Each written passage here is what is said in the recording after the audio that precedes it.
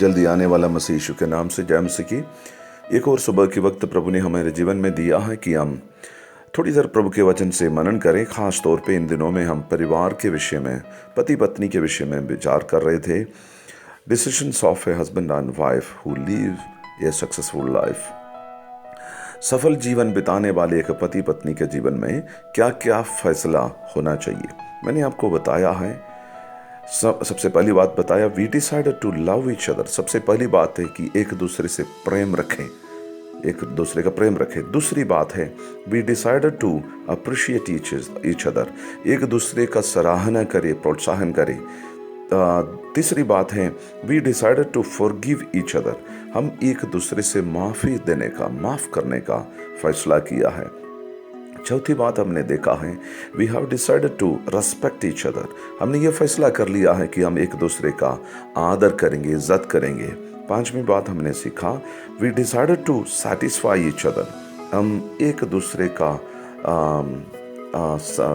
तृप्त करेंगे, हर बात में तृप्त करवाएंगे। छठी बात है, we decided to understand each other. हमने ये फैसला कर लिया है कि हम एक दूसरे को समझेंगे, उनकी कमजोरियों को और बल को भी। सातवीं बात हमने ये सीखा था कि we have decided to touch each other. एक दूसरे को हम पास में बैठेंगे और छुएंगे और फिर बात करेंगे, इस प्रकार से। और आठवीं बात हमने ये सीखा है, we have decided to converse with और कम्युनिकेट विथ ईच अदर। एक दूसरे से वार्तालाप करने का, खुलकर एक्टिव टॉकिंग, एक्टिवली हम बात करेंगे। नौवीं बात कल हमने ये सीखा था, that we have decided to listen to each other. एक दूसरे का हम ध्यानपूर्वक सुनेंगे, active listening each other. So प्रभु हमें मदद करे इन बातों को अपने जीवन में लेकर अपने परिवार को सफल और सुफल बनाकर रखने के लिए। 10वीं और आखिरी बात मैं आज आपके बीच में ये रखने के लिए चाहता हूँ, सफल परिवार जो अपने जीवन में, पति पत्नी के जीवन में बड़ी मजबूत रिश्ता यदि बनाने के लिए चाहते हैं, तो उनकी फैसला, आखिरी फैसला ये हो सकता है, 10वां फैसला, we decided to help each other. कौन कौन सी बातों में हम मदद करेंगे एक दूसरे का, उसके लिए मैंने आधार के लिए एक आयत को निकाला है। रोमियो की पत्री 14 अध्याय उसकी 19वां आयत, रोमन्स चैप्टर 14 वर्ड्स 19। इसमें हम ऐसे पढ़ते, so then let us pursue what makes for peace and for mutual upbuilding. Hindi में, इसलिए हम उन बातों में लगे रहे जिसमें मेल मिलाप और एक दूसरे का सुधार हो सके। ये बड़ी जरूरी है कि एक दूसरे का सुधार के लिए हम कुछ करें। कब? जब पति या पत्नी जब ओवरबर्डन्ड हो जाता है, ज़्यादा बोझ उसके ऊपर है, ऑफिस में काम करते, मिनिस्ट्री में रहते या घर चलाते हुए, तो एक दूसरे का मदद करे। और आगे हैं, गिव ड्यू केयर। पति या पत्नी जब बीमार होते हैं, जब दुखी होते हैं, निराश होते हैं, तो उस समय पर उनको जितना आप केयर कर सकते हैं, जितना उनके पास जाकर, उदाहरण के लिए जब पत्नी बोलती है उनको सिर दर्द है या पेट में दर्द है या कमर में दर्द है, या पति कहता है कि उनको सीने में दर्द है या कोई एसिडिटी या गैस्ट्रिक प्रॉब्लम है, जब वो निराश हैं, उनके पास थोड़ा बैठे, उनके हाथ आपके हाथ में लेकर रखें और उनसे बात करें, सुने। और जब सुनते समय पर वो इतनी मेरे सिर दर्द हो रहा है, तो उस समय पर कुछ ऐसे साइकोलॉजिकली मैं आपको बताना चाहता हूँ, कुछ ऐसे आवाज़ निकाले, अच्छा इतनी दर्द हो रही, हो मैंने सोचा कम हो गया होगा।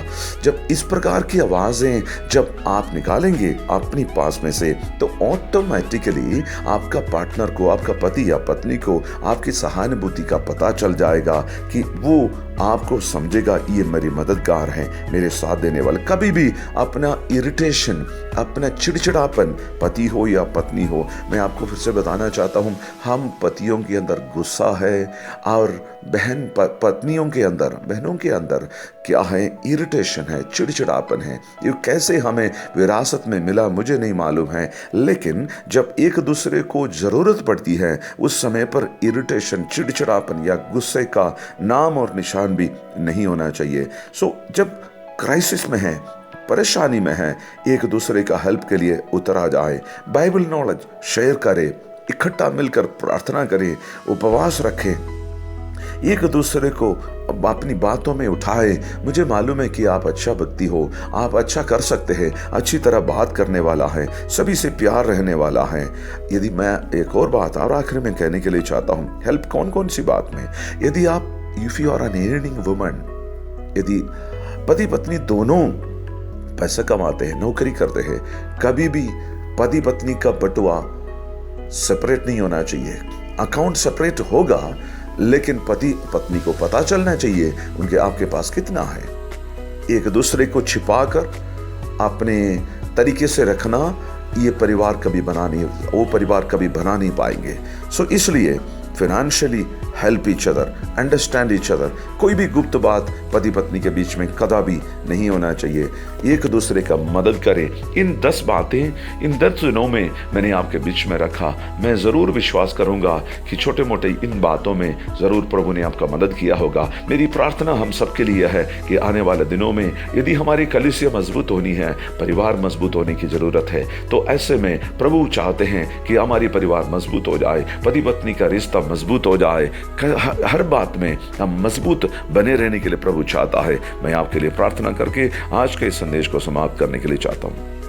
पिता परमेश्वर, पुत्र यीशु के नाम से हम आपके चरणों में आते हैं। इन्हीं दिनों में हम जिस बातों के ऊपर डिस्कस किया है, हम चाहते हैं प्रभु जी कि आपकी रजामंदी उसमें हो जाए। प्रभु जी, आज जैसे हमने डिसाइड किया पति पत्नी के बीच में कि हम एक दूसरे का हेल्प करेंगे, मदद करेंगे, रसोई में हो, ऑफिस में हो, दुख बांटना हो, रिश्तेदारों के साथ बातचीत करना हो, नाती पोते के बारे में बात करना हो, कुछ भी हो, एक दूसरे का मदद करेंगे। जब एक अकेले जब बोझ को, निराशा को उठाते हैं, हम पीछे खड़े होकर ताली बजाकर हंसने वाले, खुश मनाने वाले नहीं प्रभु जी, बल्कि एक दूसरे का बोझ को समझने के लिए तू मदद करे। यीशु मसीह के नाम से इन परिवारों के ऊपर मैं आशीष का दुआ मांगता हूँ। बीमारियों से, श्राप से, दुख तकलीफों से बचा कर रखे। हमारी प्रार्थना सुनने के लिए धन्यवाद। मसीह यीशु के नाम से मांगते हैं, आमीन आमीन। God bless you all.